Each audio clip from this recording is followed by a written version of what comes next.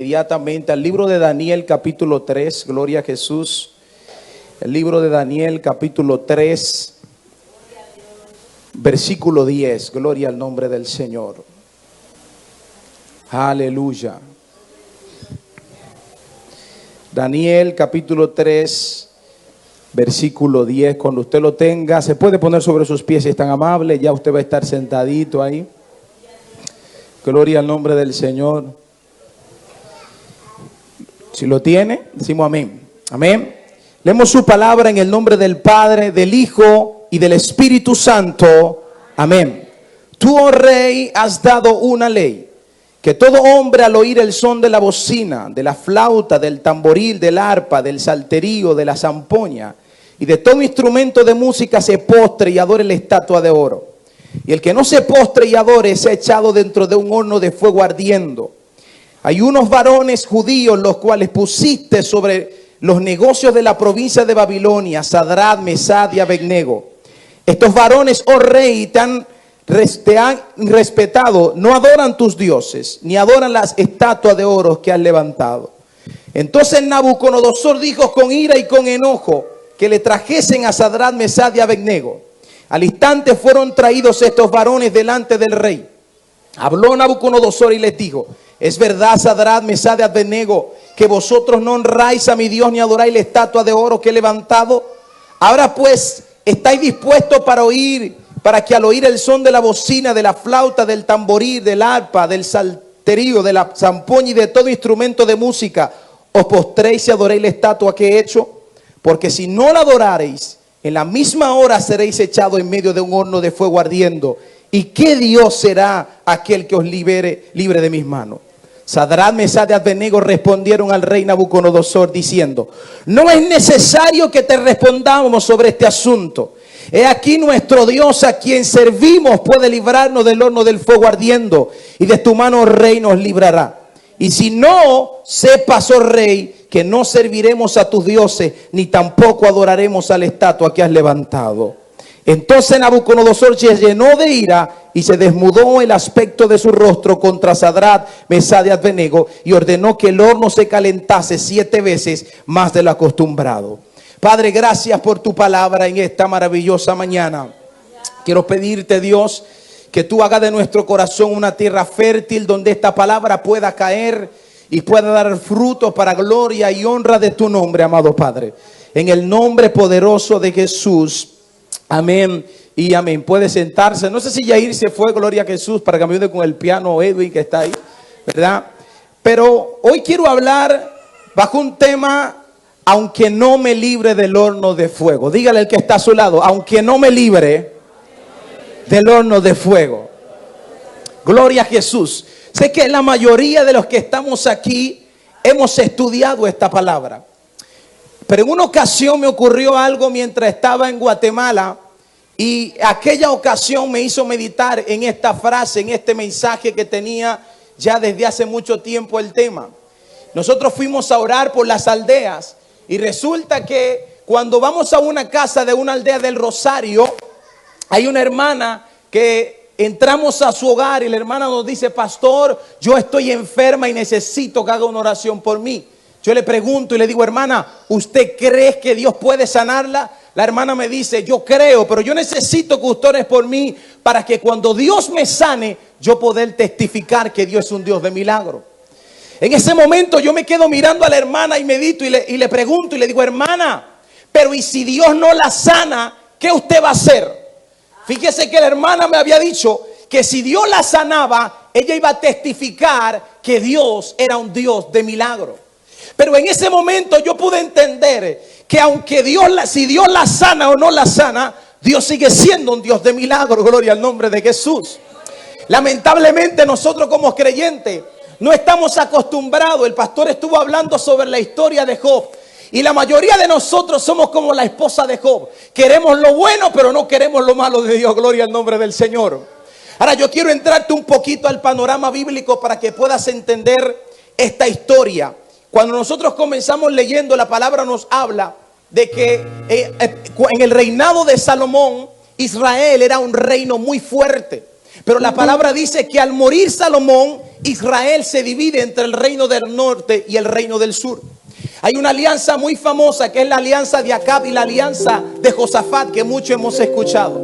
El reino en sí solo, al estar dividido, era débil ante sus enemigos. Los enemigos podían entrar. Por eso Acab fue astuto y dijo: espérate, yo tengo que subir a conquistar una tierra, pero yo no puedo solo. Y por eso hizo alianza con Josafat. Cuando hacen alianza, dice la palabra que un tiempo después, hablando entre el año 700, Israel es atacada por los asirios. Cuando es atacada por los asirios, Israel es totalmente destruida porque se había ido detrás de los dioses falsos. Pero 100 años después, Judá es atacada por Salomón.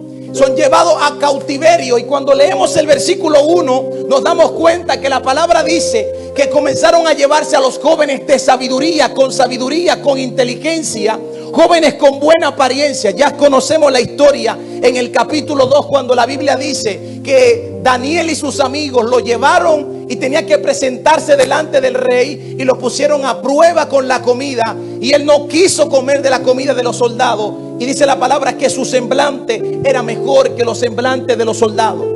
Aquí viene lo siguiente, capítulo 2.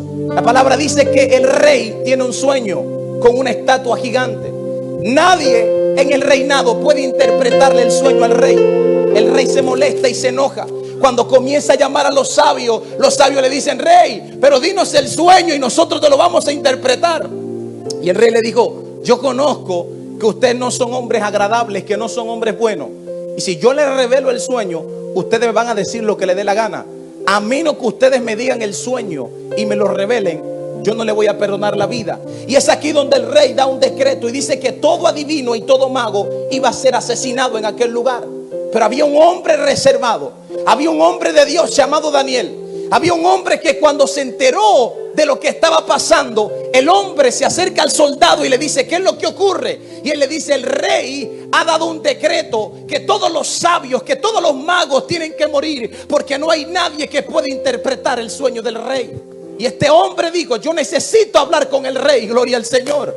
Este hombre dijo: yo necesito una audiencia con el rey. Cuando habla con el rey, le dice: rey, yo lo único que necesito es que me des un poco de tiempo para poder revelarte los misterios que tú has soñado en este momento. Es imposible para un hombre normal poder saber lo que tú has soñado, pero para Dios nada es imposible, gloria al nombre del Señor.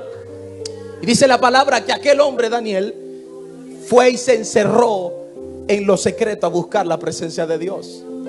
Daniel automáticamente dijo: espérate, esto yo no lo puedo hacer con mis capacidades, yo no lo puedo hacer con mi sabiduría. Comenzó a orar y dice la palabra que el Señor revela el sueño del rey. El Señor le revela a Daniel el sueño que había tenido con la estatua, y no solamente le revela el sueño, también le da la interpretación, gloria al nombre de Jesús. Ahora yo me voy al capítulo 3. Cuando leemos el capítulo 3, empezamos leyendo en el versículo 1 que dice la palabra que el rey había hecho una estatua de oro muy gigante. Muchos eruditos dicen que es muy probable que el sueño, la interpretación de Daniel haya llevado a Nabucodonosor a malinterpretar lo que Dios le estaba diciendo. Este hombre se imaginó que al crear una estatua muy alta iba a simbolizar que tenía un rey fuerte, tenía un reinado fuerte, era un rey muy poderoso. Y es aquí donde dice la palabra que habían 3 hombres igual que Daniel que no estaban dispuestos a doblegarse ante la estatua.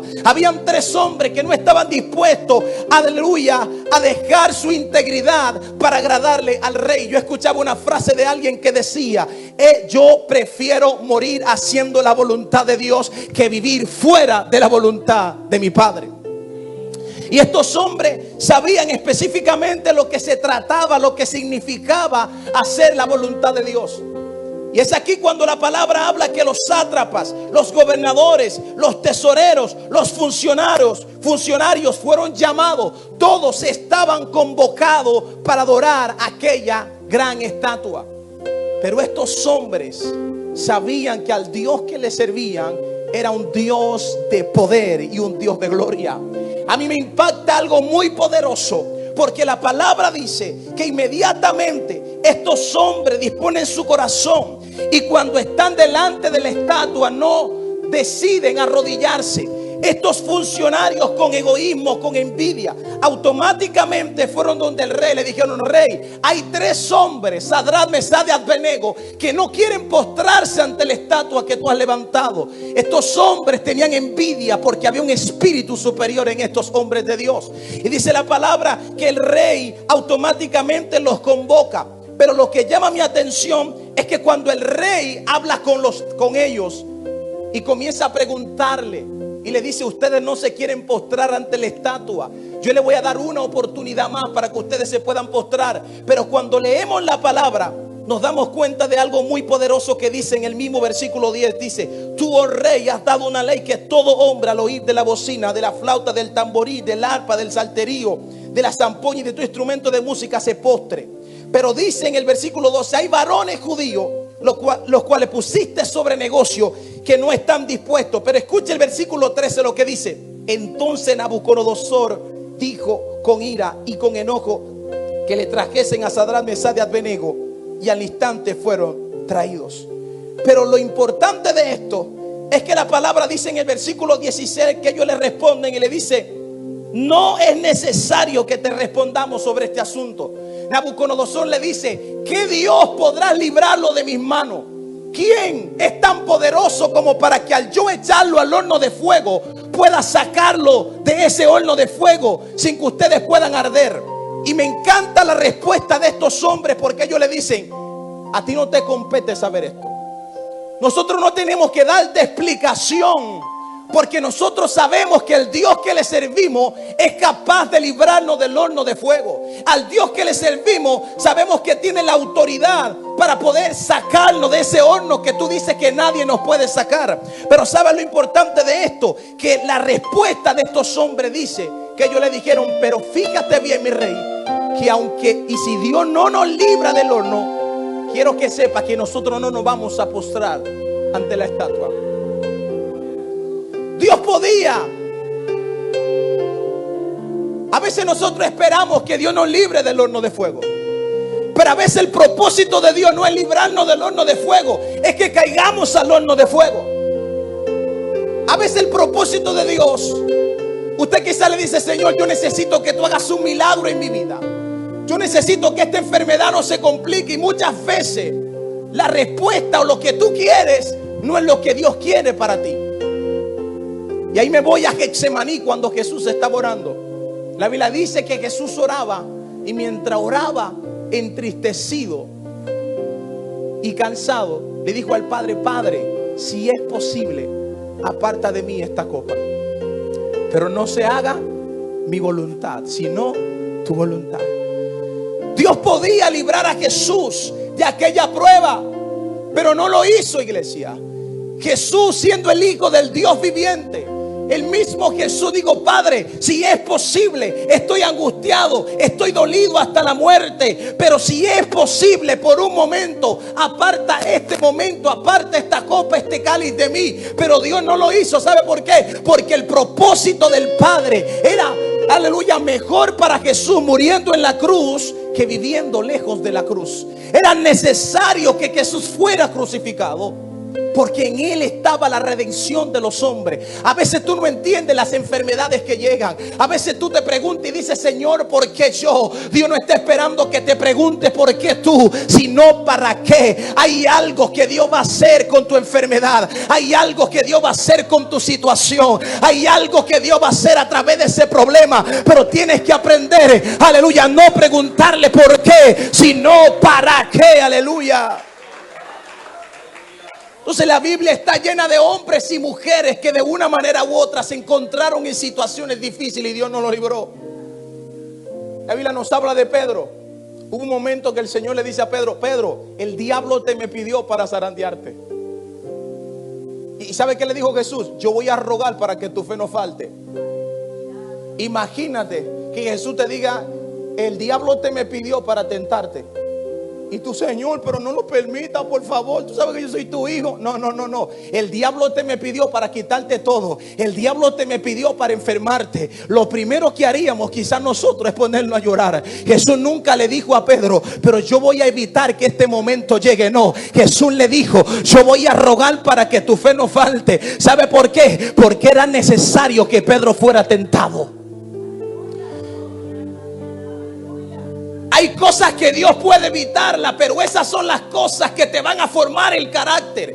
Hay gente que Dios puede evitarla, pero esas son la gente, los Judas, los Pedros, como tú le llames. Son la gente que van a dar evidencia de lo que hay dentro de ti, de que verdaderamente has nacido de nuevo.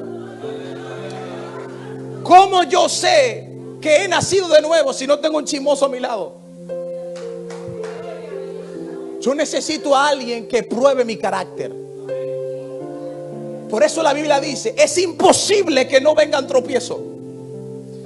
Pero cuando tú te chocas con el hermano te pisa, el hermano te mira mal, tú tienes dos opciones. Reacciona como alguien lleno del Espíritu o alguien que camina bajo las obras de la carne. Por eso es que cuando nosotros vemos a Pedro en hubo un momento, gloria al nombre de Jesús, que negó a Jesús.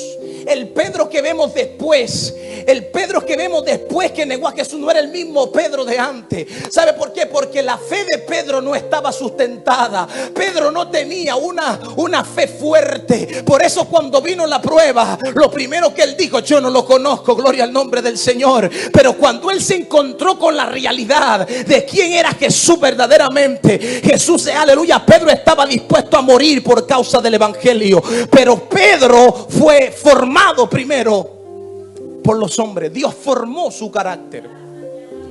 Entonces es necesario muchas veces que Dios nos meta al fuego, sí. Es necesario que Dios nos meta en las aguas, sí. Es necesario que muchas veces caigamos en el problema, sí. ¿Por qué? Porque la fe no se doblega. Y cuando mi fe es puesta a prueba, es donde me doy cuenta verdaderamente del tamaño de la fe que yo tengo.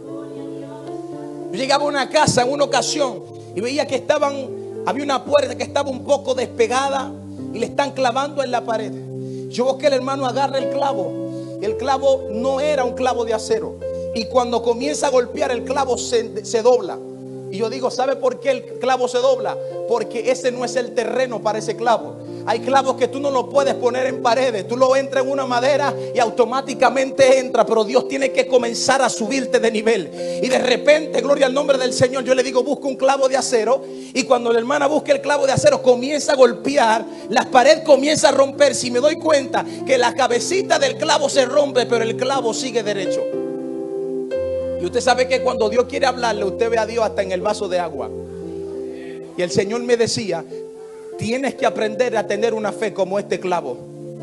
Si tu fe no es como el clavo de acero, yo como Señor, que no importando cuánto le golpeen en la cabeza, Él prefiere que se le rompa, pero no se dobla, aleluya.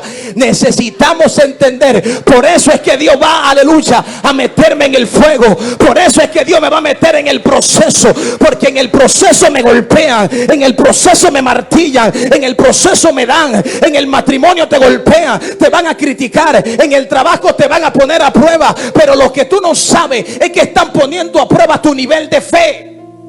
Y una verdadera fe es imposible que se doblegue. Estos hombres, yo veía una pequeña historia y veía, algunos han visto Superlibro, gloria al nombre del Señor, y de historia para niños. Pero yo veía la historia dramatizada. Y a mí me gusta algo, que cuando yo lo veo a los tres, o el uno le pregunta a Sadrach, le pregunta, tengo miedo, le dice a Abednego, ¿tú crees que no tenían miedo? Claro que tenían miedo, pero cuando yo lo veo agarrado de la mano, y el uno le dice al otro, pero tranquilo, estamos juntos en esto, y mientras Dios esté con nosotros, aleluya, Dios nos va a librar del horno de fuego. Y el Señor me decía, cuando tú caminas con gente que tiene tu mismo nivel de fe, cuando tú caminas con gente que tiene tu mismo lenguaje, aleluya, tú vas a tener una fe fuerte. ¿Tú sabes por qué hay gente, aleluya, que le tiene miedo al horno? Porque cuando llega la prueba, aleluya, está caminando con gente que no tiene su mismo nivel de fe. Ellos tres estaban convencidos del Dios que le servían. Pero cuando Dios te mete en la prueba, lo que Dios está haciendo es que está probando tu fe. La enfermedad prueba tu fe. Por eso cuando estaba enfermo hace 2 años, yo hablaba de fe, yo predicaba de fe. Pero cuando me vi grave, entonces entendí lo que era la fe. Porque es muy fácil hablar de lo que a ti no te ha tocado vivir. Entonces, probablemente hay algo, hay una situación, hay un horno, hay algo. Y la palabra me dice que la fe no se puede doblegar. Respondió Sadrach, Mesach y Abednego al rey Nabucodonosor: no hace falta que te responda sobre este asunto. Tú no me vas a entender. Tu integridad va a ser puesta a prueba. Aleluya. Hay gente que en su trabajo le van a decir: oye, dile que yo no estoy aquí. Dios está probando tu integridad. No es que te van a meter a un horno físico, es que te van a probar. Te van a probar en el trabajo, van a probar tu integridad donde tú te encuentras. Y ese es el mejor lugar para tú demostrar de lo que estás hecho. Gloria al nombre de Jesús. ¿Cuántas veces para caerle bien a los hombres no hemos dejado de ser íntegros? ¿Cuántas veces nosotros no hemos hecho algo que desagrada a los hombres, pero desagrada a Dios? Y Él dice: nuestro Dios, al que servimos, puede librarnos del horno de fuego ardiente. Dios puede librarte de la prueba en la que andas. Dios puede hacerlo. Pero muchas veces Dios prefiere mirarte de lejos. Muchas veces Dios prefiere estar, aleluya, en silencio. Por eso la palabra dice: y te llevé al desierto para probar, para saber lo que había en tu corazón. Dios no nos libra del desierto. Dios permite que estemos en el desierto, porque el desierto es el lugar de formación suya y mía. Gloria al nombre de Jesús. En la misión de nosotros estábamos en Brasil. En el antepenúltimo día nos llevaron a un desierto. Y eran como estuvimos ahí como hasta las 10 o 11 de la noche. Un total desierto, arena súper fría, no había luz, no podíamos encender el celular ni nada. Yo me acuerdo que cuando íbamos al lugar, ellos nos decían: el desierto es el lugar donde Dios habla. Por eso cuando el predicador hablaba anoche me sorprendía de algo. Y es muy cierto que cuando estamos en la prueba, cuando estamos en nuestro proceso, lo primero que hacemos es comenzar a convertirnos en víctimas, comenzar a llorar y a decir: wow, en mi proceso todos se fueron, como decía el ministro anoche.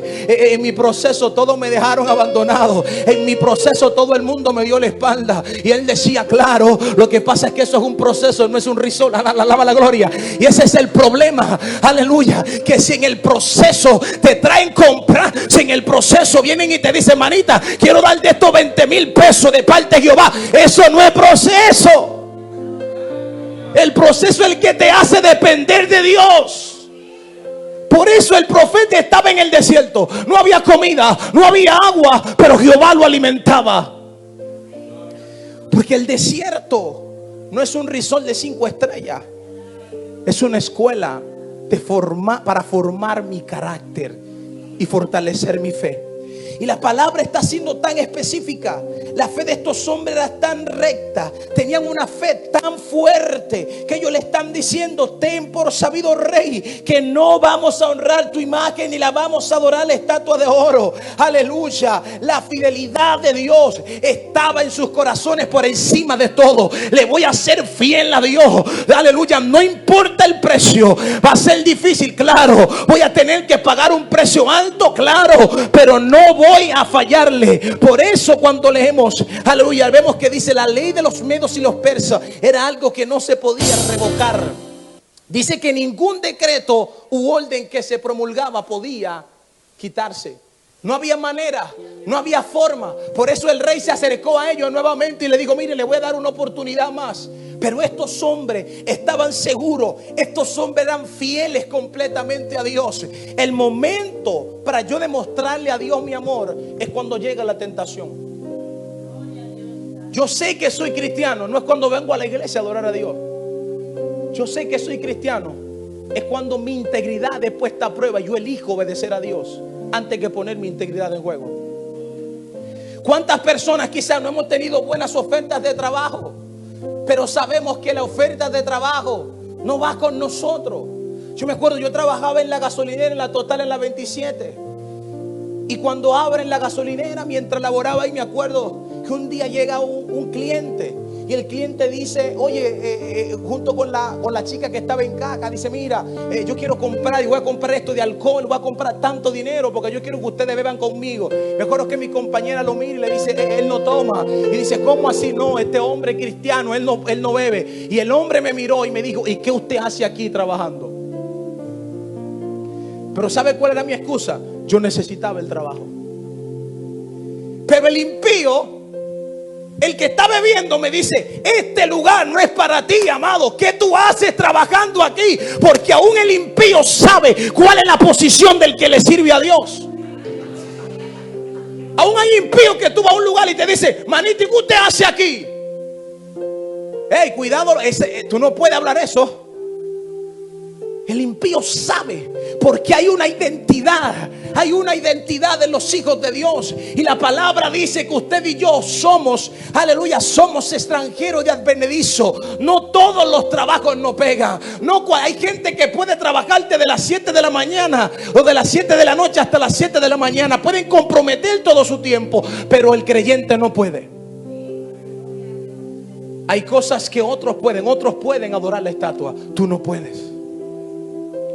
Otros pueden poner en juego en su integridad, tú no puedes. Por eso Isaías 43:2 dice, cuando pases por las aguas yo estaré contigo, y si por los ríos no te anegarán. Cuando pases por el fuego no te quemarás, ni la llama arderá en ti. Él no dice, yo voy a evitar que no pases por el fuego.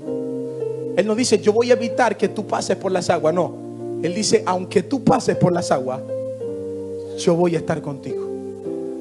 Aunque tú pases por la enfermedad en la que estás pasando, yo voy a estar contigo. Aunque tú pases por un diagnóstico negativo, aunque tú pases por una ruptura matrimonial, aunque tú pases por un problema de duelo donde perdiste a alguien, Él te está diciendo, te va a doler, yo sé que te va a doler, pero yo voy a estar contigo. Te van a criticar, pero yo voy a estar contigo. ¿Sabe por qué? Porque es más fuerte la palabra que deposité sobre ti que el momento que estás viviendo. Y por eso, aleluya, lo único que tú necesitas aferrarte es a lo que el cielo dijo de ti, de tu familia, de tu casa, sin importar cuál sea la prueba, aleluya, que tengas por delante. Por eso la palabra te está diciendo, van a venir el momento donde las aguas te van, aleluya, a soplar, los vientos van a soplar, las aguas van a subir, pero yo estaré contigo. Por eso la palabra dice, aleluya, el que escucha mi palabra y la pone en práctica es comparado al hombre fiel y prudente que cavó muy profundo sobre la roca.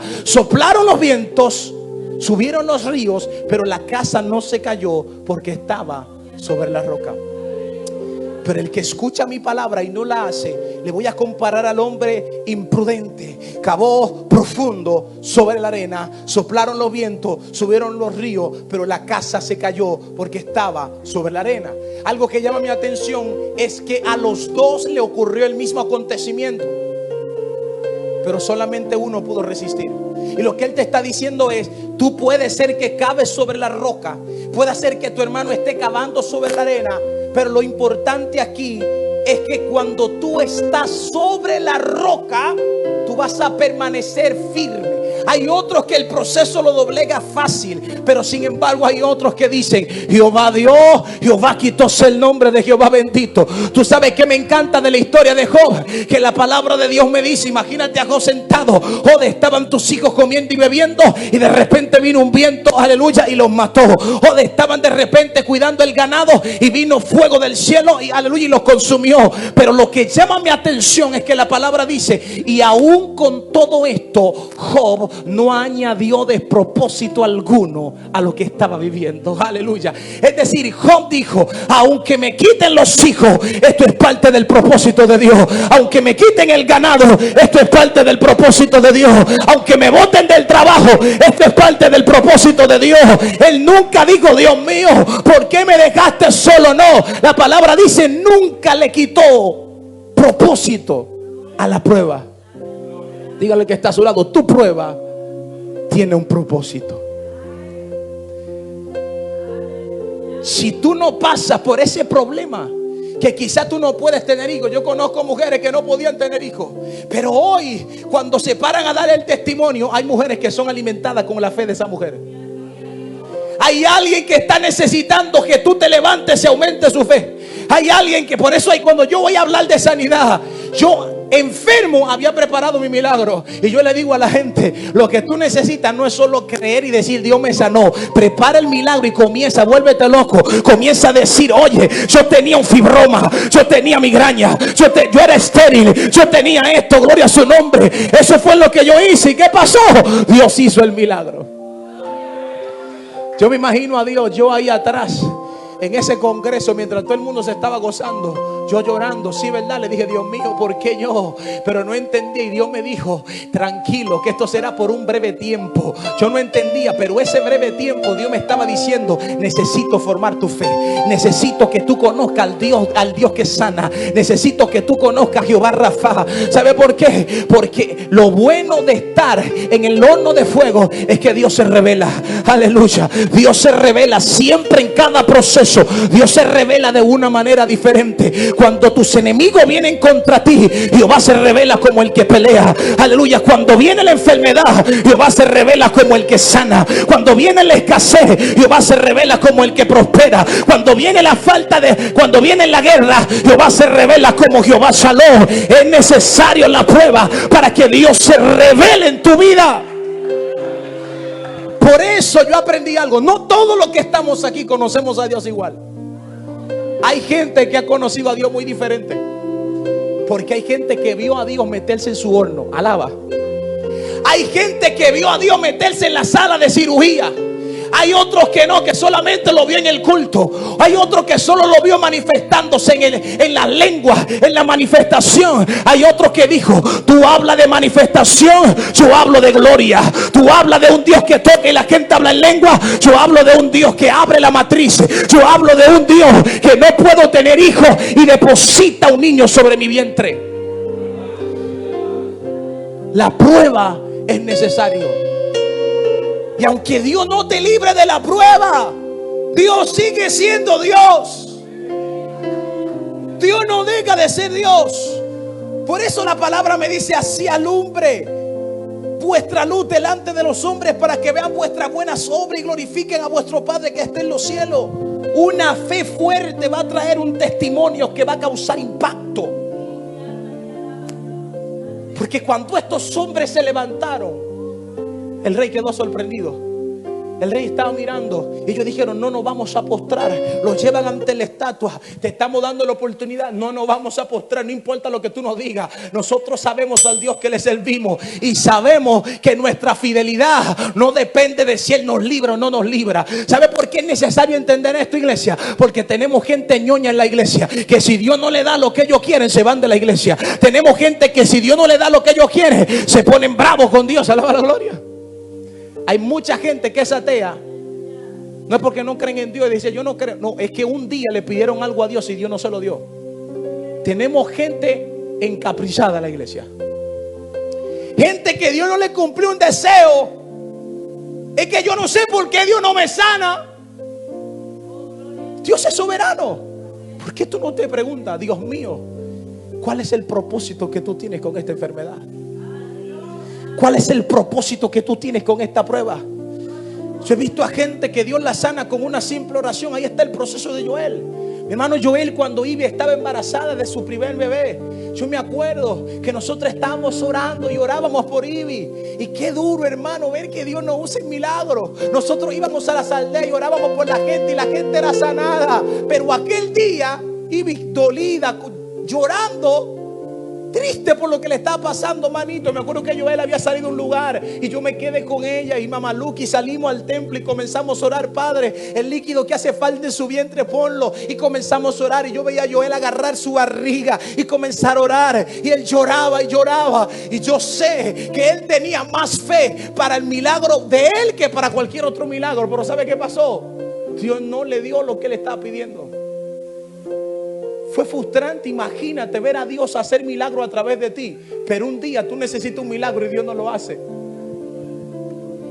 Y yo me acuerdo que Ivy me dice, Joel, cuando pierden a la bebé Reina Valera, que era que se iba a llamar, y Y yo me acuerdo que Ivy me dice: manito, Joel está herido, Joel se quiere ir a República Dominicana, Joel está mal, ve y habla con él. Pero yo no quise hablar con Joel, porque hay veces que tú necesitas estar solo en tu proceso. Él se entró a la casa, era mi hermano, yo estaba mal por él, dolido, pero yo dije: yo no puedo, porque él tiene una pelea y lo de él es con Dios, y él es Dios y él. Un consejo no iba a devolver la Reina Valera. Y yo me acuerdo, yo creo que eso pasó lunes, pierde el bebé y llega el domingo. Y yo dije: bueno, lo más probable es que me toca ministrar el domingo, porque Joel en esa condición no va a predicar. Cuando yo llego el domingo en la tarde a la casa, yo veo que la habitación está abierta. Y yo: Joel no está en el baño. Joel no estaba en la casa. Dije yo: ¿dónde andará? Y cuando yo lo veo, yo llego a la noche al servicio, cuando yo llego al culto, oiga, mi hermano, nunca había visto a Joel tan guapo. Fue a la peluquería, se dio una recortada, hermano, un nivel extraordinario. Se puso un saco celeste, hermano, se puso una camisa blanca. El hombre andaba en perfumado. El hombre andaba, hermano, como que no había pasado nada. Y yo me acuerdo que cuando llega el mensaje, que Joel agarra el micrófono, aleluya, dice: hermano, Dios le bendiga. Hoy vengo a predicar bajo el tema: voy al otro lado. Ay, santo. Oye, ese mensaje nunca se me olvida, porque el hombre había perdido su bebé y estaba predicando de ir al otro lado, decir: esto no me va a detener. Perdí a mi bebé, yo voy al otro lado. El diablo quiso derribar mi barca, pero yo sé para dónde voy. Yo sé quién me llamó. Yo sé la promesa que Dios me dio. Alguien tiene que decir conmigo: voy al otro lado. Aún con mi enfermedad, voy al otro lado. Y hoy tiene dos bebés, 2 hijos. Los pastores saben que Joelito anda, de pequeñito andaba agarrando los fósforos de que eran un micrófono para predicar. Veía un fósforo y usted lo veía. Y usted ve que Joel se pone a orar en el sur. Ahí va él, le pone la mano, y así mismo está la niña. Dios ha honrado la fe de Joel, porque él no se quedó en la orilla. Él dijo: Jehová dio, Jehová quitó. Voy al otro lado. A mí no me han dado licencia para que yo me detenga. Jehová no me ha dado vacaciones para que yo me detenga. El propósito sigue adelante. Por eso es que en medio de la prueba tú tienes 2 opciones: o te preparas, te viste, aleluya, te viste de gala, o te viste de luto, aleluya. Cuando tú estás en el proceso, huele a aceite de cocina o huele a perfume, aleluya, caro. ¿Qué vas a hacer? ¿Vas a la peluquería? ¿Vas a ir al salón? ¿O vas a estar greñuda, aleluya, dando pena que estás en el proceso, que no hay comida, aleluya, que me está llevando quien me trajo? No, la gente que tiene una fe que no se doblega siempre va a elegir andar de gala, siempre va a elegir, aleluya, no demostrarle a los hombres su proceso. Pero el problema es que muchas veces andamos mendigándole a la gente. Cuando tenemos un proceso: ay, manita, es que este proceso que me está llevando, este proceso que tengo, este hombre que no cambia, es que esta enfermedad, el doctor me dijo, aleluya, que es terminal la enfermedad, gloria a su nombre, que no hay cura, aleluya, que no hay solución, gloria al nombre de Jesús. Pero yo conozco gente como Pablo. ¿Sabe qué? Algo que me impacta de Pablo es que hubo un momento que Pablo estaba tan enamorado de Dios, que Dios como que le da la opción a Pablo, y Pablo dice: yo no sé qué elegir, si irme con Dios o quedarme aquí. Yo no sé, estoy indeciso. Imagínese que Dios le dé una opción a usted y le diga: manita, ¿qué tú quieres? María, ¿te quiere ir o te quiere quedar? ¿Qué vas a hacer? Probablemente María diga: Dios mío, déjame aquí que quiero casarme todavía, espérate, alaba la gloria. Hay gente que quiere el cielo pero no se quiere morir. Pero Pablo estaba midiendo, y Pablo dice: espérate, no sé qué elegir, me voy o me quedo. Y un momento que Pablo dijo: mira, para mí el vivir es Cristo y el morir es ganancia. Si vivo, muero, para mí es lo mismo.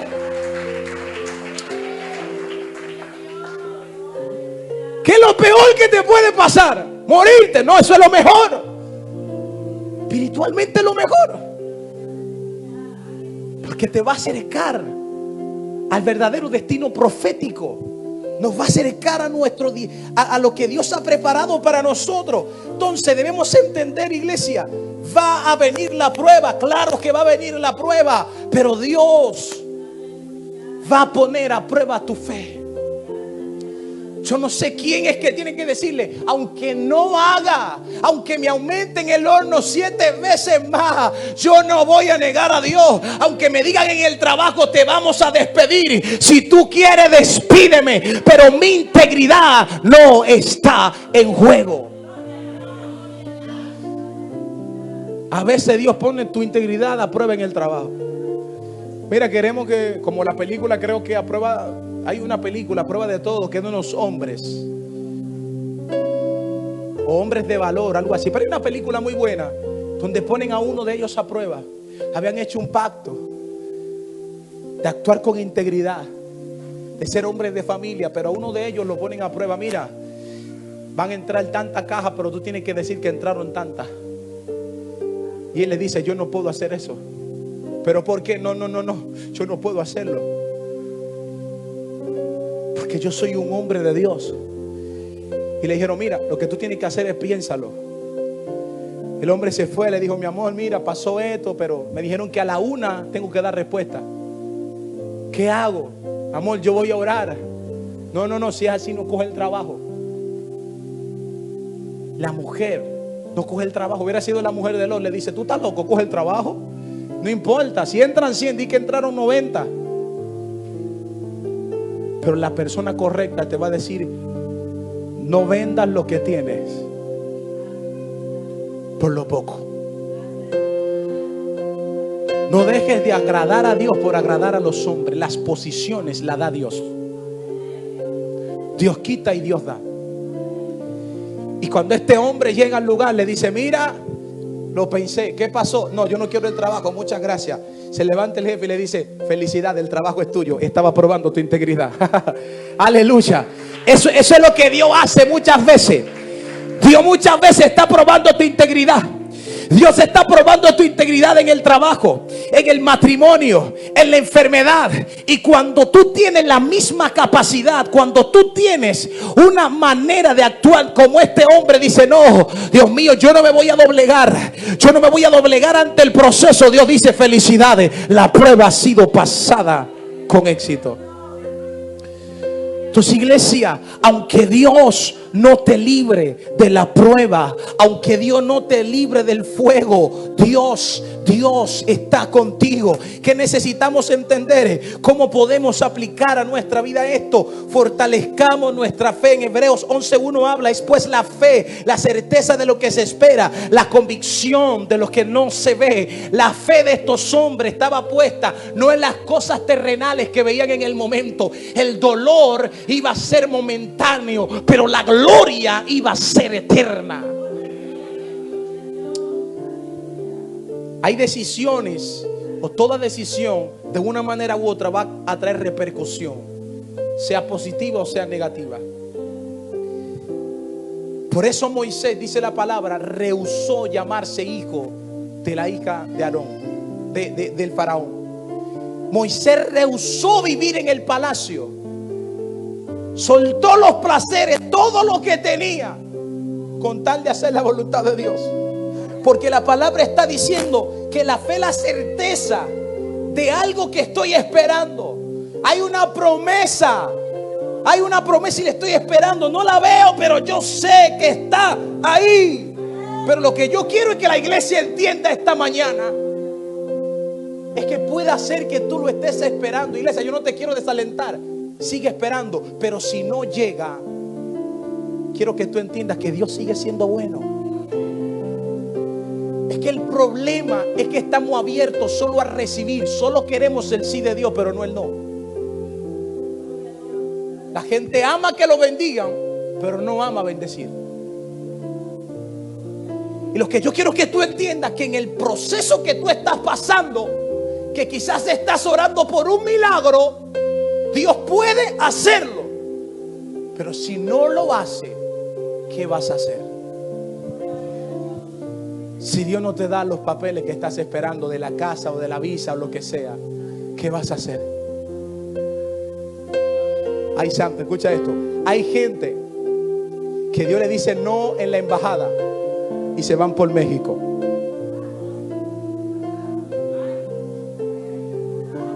Escuche. Y después están allá llorando. forzando una puerta que Dios no abrió. Porque ellos oraron por la visa para que Dios le dijera aprobada, pero no estaban preparados para cuando le dijeran rechazado. Porque ellos creen que Dios solamente obra en la palabra aprobado, pero ellos creen que Dios no usa también el rechazado. Dios rechaza, pero también aprueba. Entonces el problema es que solo queremos que nos la aprueben, pero no que nos la rechacen. Y si cuando me la rechazan, entonces yo busco la otra opción, significa que le estoy diciendo: Dios, yo no estoy de acuerdo con lo que tú hiciste, así que yo lo voy a hacer por mi cuenta. Nos vamos, perdemos la familia, perdemos los hijos y luego le echamos la culpa al diablo. Cuando algo viene de Dios, Dios se va a encargar de abrir las puertas. Tú no vas a tener que forzarla. Por eso la palabra de Dios dice: el bien y la misericordia te alcanzarán, te perseguirán todos los días de tu vida. Escucha, mientras hay otros buscando la bendición, hay otros que la bendición lo están buscando. Hay gente que son como el imán. Hay gente que tiene fe, que íntegra. Hay gente, aleluya, que depende tanto de Dios que las bendiciones le están llegando. ¿Sabe por qué? Por eso Obed-edom no mandó a buscar el arca se la mandaron. Aleluya. Obed-edom lo sorprendieron, se levantó aquel día. Espérate, déjame trabajar. Obed-edom, prepárate, que la presencia de Jehová viene para tu casa. Este hombre no estaba preparado, pero de repente se metió la abundancia en casa de Obed-edom. Yo me imagino Obed-edom. Quizá tenía un cuartito, quizá era el almacén donde tenía todas las cosas. Y comenzó a decir a sus hijos: hey, limpien. Eleazar comienza a limpiar, comienza a preparar el lugar. Perfúmame, búscame la lámpara, que la lámpara está encendida. Tú vas a cuidar el arca, tú vas a desempolvar, tú vas a limpiar el piso, tú vas a hacer esto, porque la presencia de Dios viene para la casa. Y la casa necesita, aleluya, la presencia necesita atención. Y la casa tiene que estar limpia. ¿Qué dice la palabra? 20 años, aleluya, estaba en la casa de aquel hombre, pero de repente 3 meses en casa de Obed-edom, aleluya. ¿Y qué dice la Biblia? Que en 3 meses hizo en casa de Obed-edom lo que no hizo en la otra casa. Porque no es cuestión de tiempo, es cuestión de cómo tú honras la presencia de Dios. Entonces, ¿qué necesitamos? Fortalecer nuestra fe. ¿Y cómo se fortalece la fe? A través de las palabras. Más adelante, y voy cerrando, cuando tú miras la historia, pasa algo con Daniel. Los sátrapas y gobernadores se levantaron contra Daniel. Mira, rey, hay que adorar, todo el mundo tiene que adorar otra estatua. Es que el hombre era idólatra. Pero de repente cuando se levantan contra Daniel, que habían puesto otro decreto, ¿qué dice la Biblia? Que Daniel se fue a orar. No podía orar. El decreto era que nadie podía orar a otro Dios, no fuera que a Nabucodonosor. Nadie podía orar. Los sátrapas estaban buscando una manera de poder acusar a Daniel, pero los íntimos no se dejan intimidar. Aleluya. Ellos pensaban que Daniel iba a dejar de orar porque había un decreto que había sido, aleluya, promulgado por el rey. No, ni el decreto. No importa que el decreto lo dé el jefe en el trabajo. No importa que el decreto lo dé quien sea. Él dijo: yo no voy a dejar de buscar a mi Dios. ¿Qué fue lo primero que hizo Daniel? Daniel no se fue a quejar con el pastor. Daniel no se fue a quejar con los hermanitos. Y ahora, ¿qué vamos a hacer? Hay un decreto, no podemos orar. No, Daniel fue a orar a la misma hora que lo hacía todos los días y en el mismo lugar. Y la Biblia no me dice, y escucho el dato, la Biblia dice que él tenía las ventanas abiertas. Él no las cerró.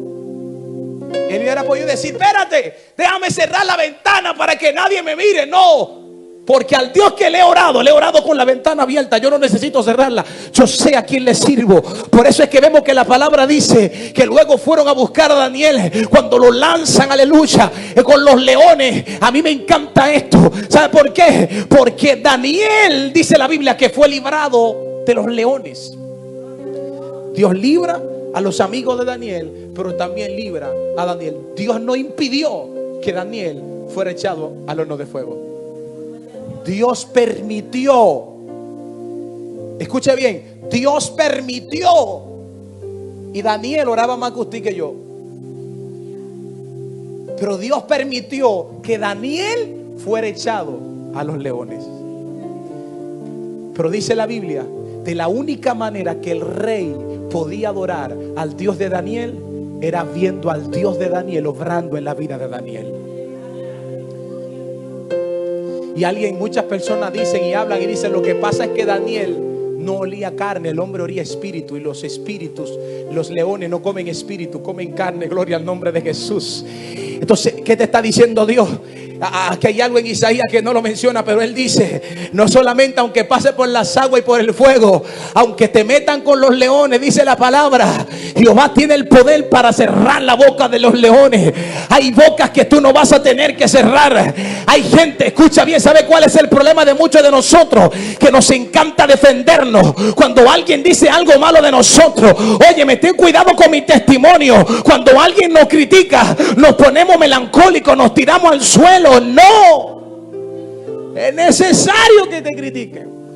Es necesario, iglesia. Entonces la palabra nos manda a tener fe firme en nuestras convicciones. ¿Qué significa mantener una fe firme en mi convicción? No moverme. En todo tiempo estén preparados para dar respuesta a todo aquel que les pide razón de la esperanza que hay en ustedes. 1 Pedro 3:15.